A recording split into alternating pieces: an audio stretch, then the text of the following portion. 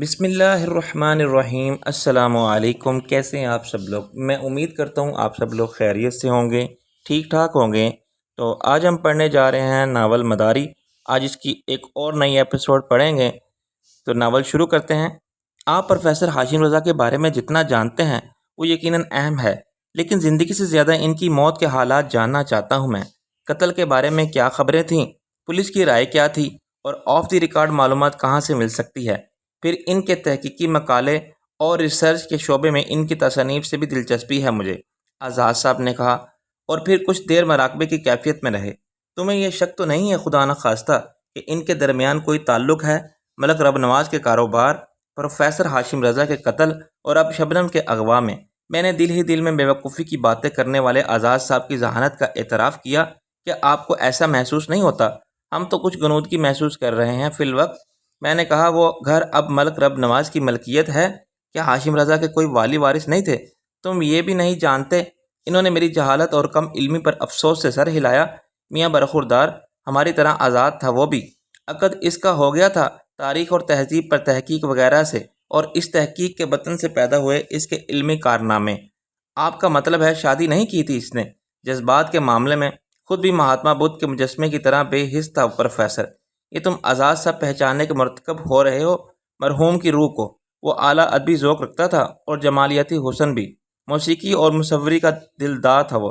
اور میاں تم جو سمجھ رہے ہو نا کہ وہ کوئی آدم بیزار، بدحال، الجھے بالوں اور وحشت زدہ صورت والا مدکوک اور مانک شخص تھا، تو ایسا نہیں ہے۔ وہ طبقہ اناشا، کیا مطلب ہوا اس کا برخوردار طبقہ اناشا کا؟ میں نے کہا، خواتین، ہاں، پہلے لڑکیوں میں، پھر شادی شدہ خواتین میں، اور لال لگام والی بوڑھی گھوڑیوں میں اس کی مقبولیت قابل رشک تھی۔ وہ بزلہ سنج اور خوش پوش نہیں تھا، مگر بات تھی ایسی کہ اس نے شادی کی ضرورت ہی محسوس نہیں کی، یعنی یہ روگ نہیں پالا ذمہ داریوں کا اور بچوں کے مسائل کا۔ ایک عشق ضرور کیا تھا اس نے جو بڑا تباہ کن تھا اور کسی سے پوشیدہ نہیں تھا، لیکن وہاں شادی کی راہ میں غالباً وہی حائل تھا، ظالم سماج۔ وہ خاتون کوئی اداکارہ تھی، نامور ہے آج بھی۔ میں نے حیرانی سے کہا، ایک پروفیسر فلاطون کا عشق کسی پردہ سیمی کی ساحرہ سے؟ وہ کیا ہے میاں، بقول شاعر، دل آنے کے ڈھنگ نرالے ہیں، تو وہ عشق دم آخر تک ساتھ رہا۔ پروفیسر خود شادی کے نام سے بھاگتا رہا اور وہ ہیروئن اس کے پیچھے بھاگتی رہی۔ الٹا معاملہ ہوا۔ نیلم نام تھا اس کا۔ تھا؟ کیا بات ہے! یہی نام ہے اس کا فی زمانہ۔ اس نام کا اثر کسی دھماکے سے کم نہیں تھا۔ ماضی کا تاریک نہا خانوں میں جیسے کوئی سویا ہوا آتش فشاں پھٹ گیا۔ نیلم اس پروفیسر کے عشق میں مبتلا تھی، اس سے شادی کرنا چاہتی تھی، مگر ملک رب نواز اسے چاہتا تھا، اور مرتے وقت شادوں نے مجھ سے کہا تھا کہ اس سے شادی کر لینا۔ اس کا خیال تھا کہ وہ مجھے چاہتی ہے، ماسی ہیر کا خیال تھا کہ میں اسے چاہتا ہوں، لیکن حقیقت کا علم کسی کو نہیں تھا۔ وہ بھی کیسے سکتا ہے؟ اس کی اور میری شناسائی کا ذمہ دار ایک حادثہ تھا۔ وہ نشے میں گاڑی چلا رہی تھی اور میں شادوں کی بے وفائی کے صدمے سے ہوش میں نہیں تھا۔ وہ ایک مہربان دل رکھنے والی، سلجھی ہوئی اور تعلیم یافتہ لڑکی تھی، میرے مقابلے میں زیادہ عمر کی عورت تھی۔ اس کی نجی زندگی کے بارے میں کسی کو بھی معلوم نہیں تھا۔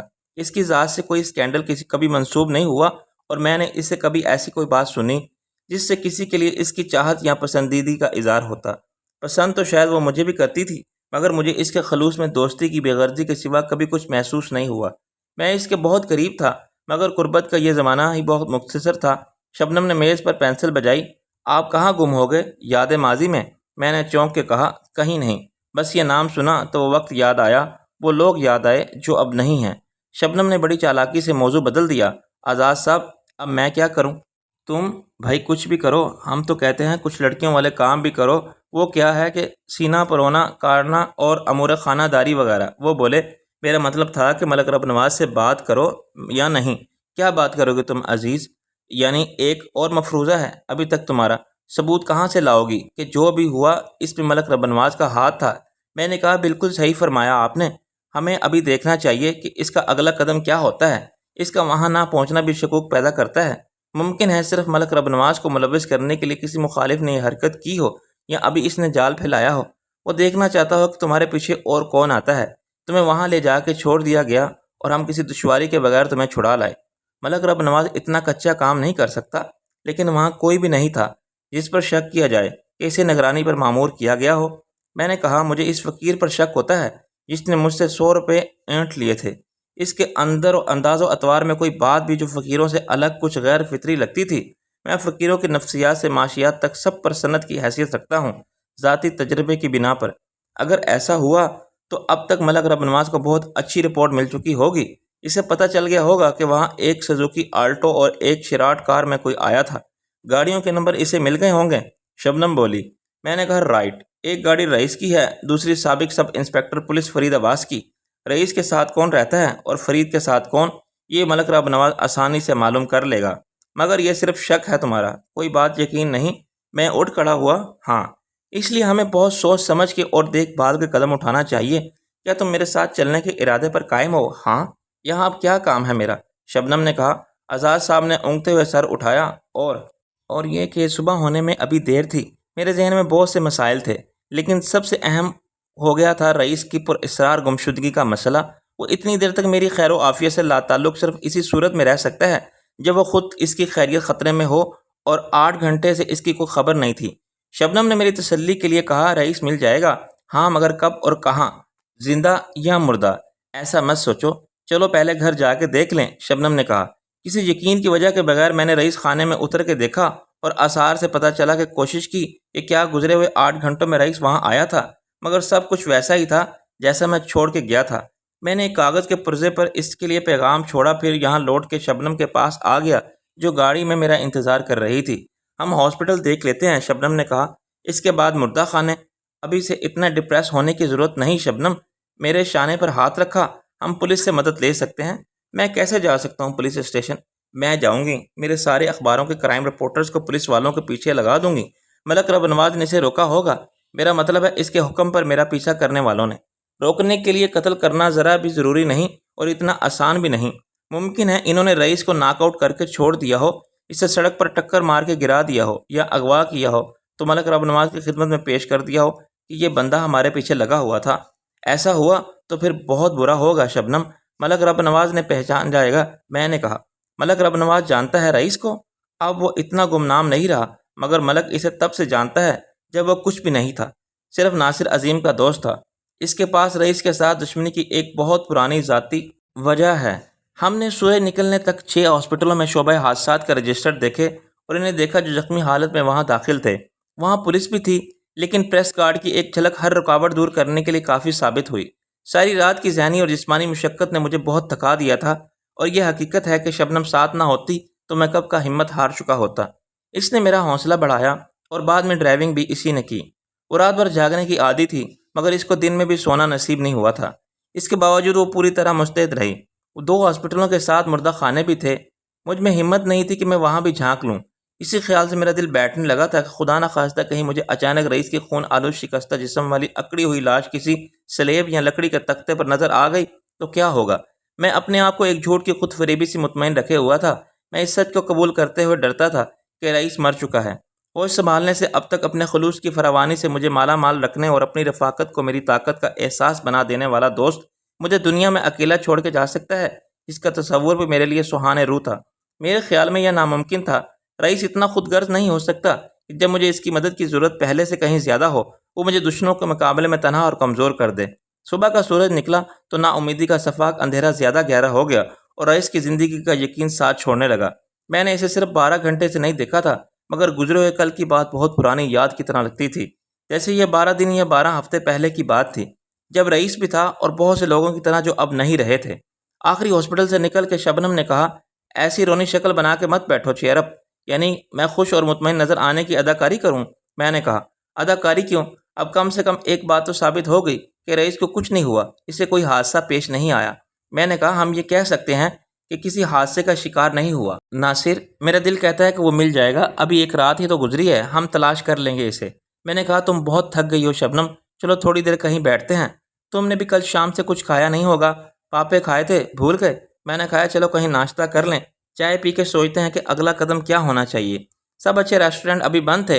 حلوہ پوڑی کے عوامی ناشتے کا آغاز ہر گلی اور ہر سڑک پر ہو گیا تھا، مگر میں کہیں سکون سے بیٹھنا چاہتا تھا۔ اس وقت ہم لکشمی چوک کے قریب تھے، وہاں کسی ہوٹل کے ڈائننگ ہال اور ریسٹورنٹ میں ناشتہ بھی مل سکتا تھا اور گوشہ عافیت بھی۔ شبنم نے لاہور ہوٹل کو ترجیح دی۔ ایک میز پر بیٹھنے کے بعد میں نے 2 فون کیے۔ موبائل فون کی بیٹری گاڑی میں پوری طرح چارج ہو چکی تھی۔ کمال ہاسپٹل میں میری بات کسی RMO سے ہوئی جو رات کی ڈیوٹی پر تھا۔ میں نے کرنل خان کے بارے میں پوچھا۔ RMO نے کہا کون صاحب بول رہے ہیں؟ میں نے کہا ناصر عظیم ہے میرا نام، آپ مجھے ان کا بیٹا سمجھ سکتے ہیں؟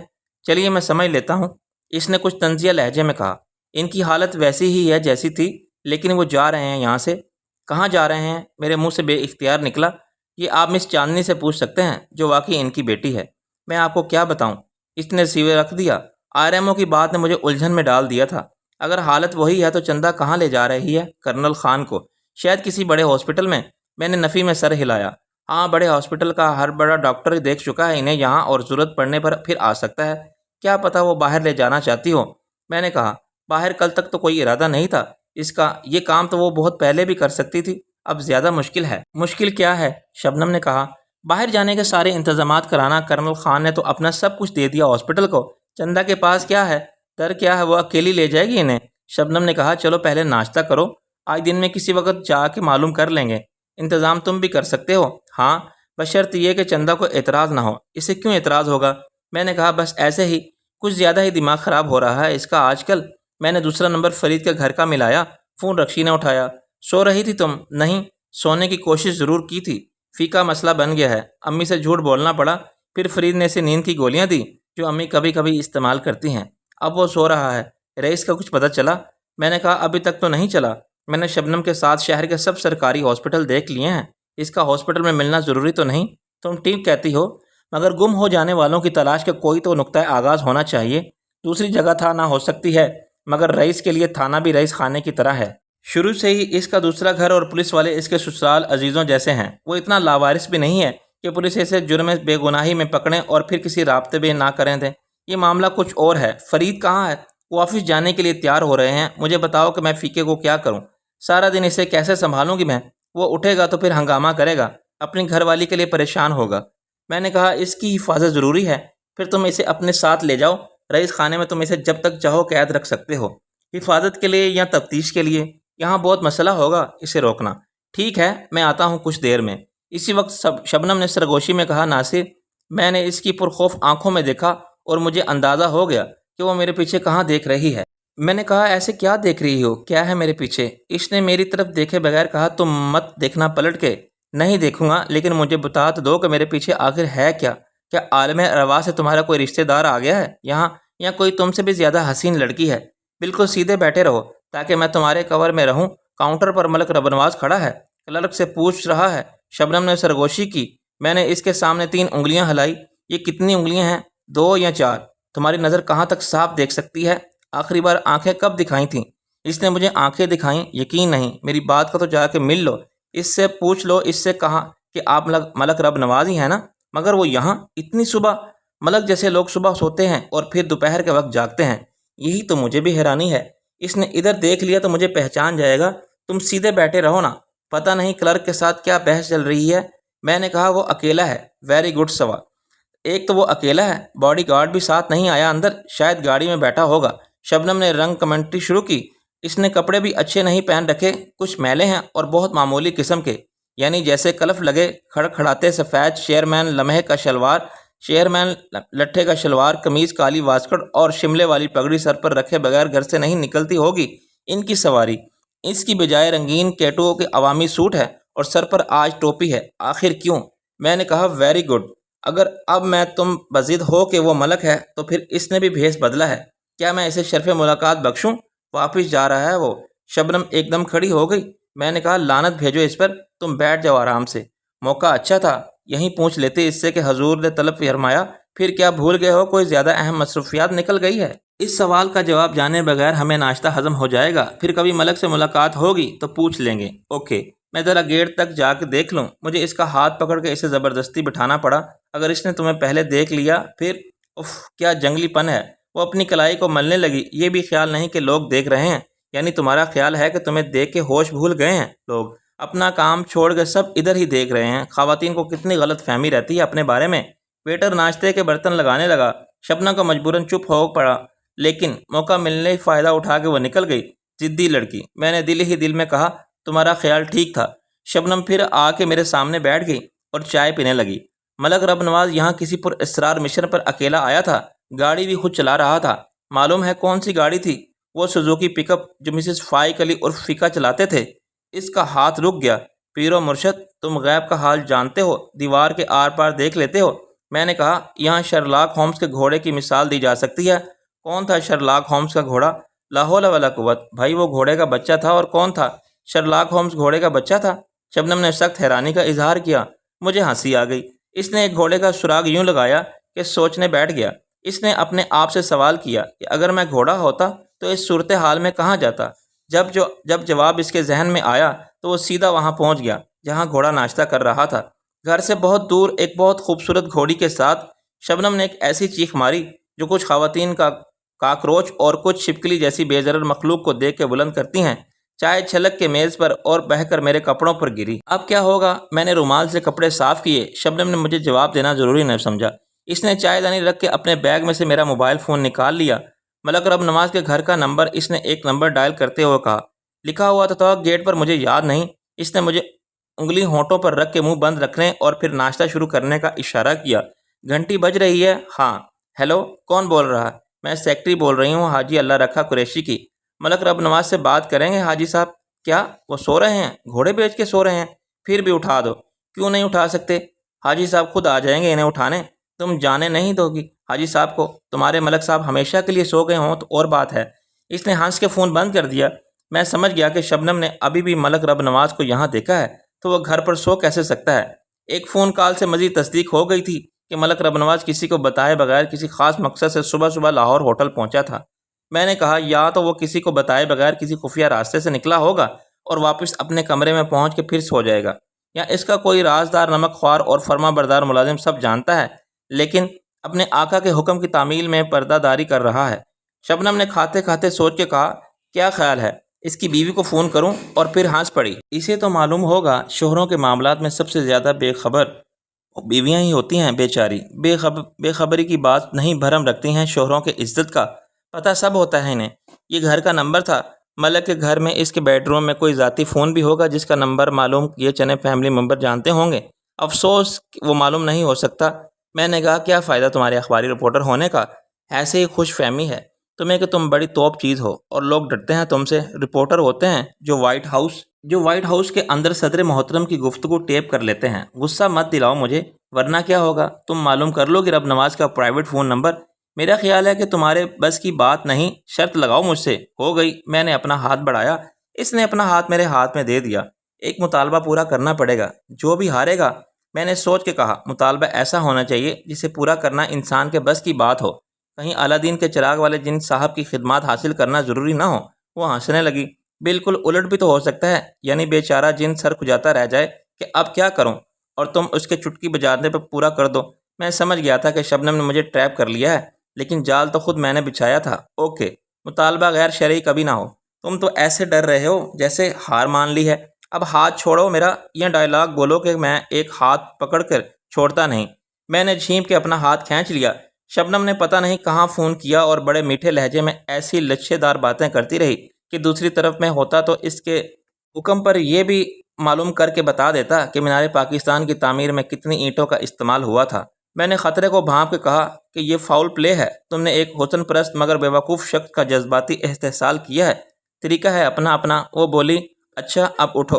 ادائیگی کرنے کے بعد میں نے اس کاؤنٹر کلرک سے بات کرنے کا فیصلہ کیا جسے کچھ دیر پہلے ملک رب نواز کچھ پوچھ رہا تھا۔ کلرک سوچ میں پڑ گیا۔ ملک رب نواز؟ شبنم نے اپنی مسکراہٹ کا جادو چلایا۔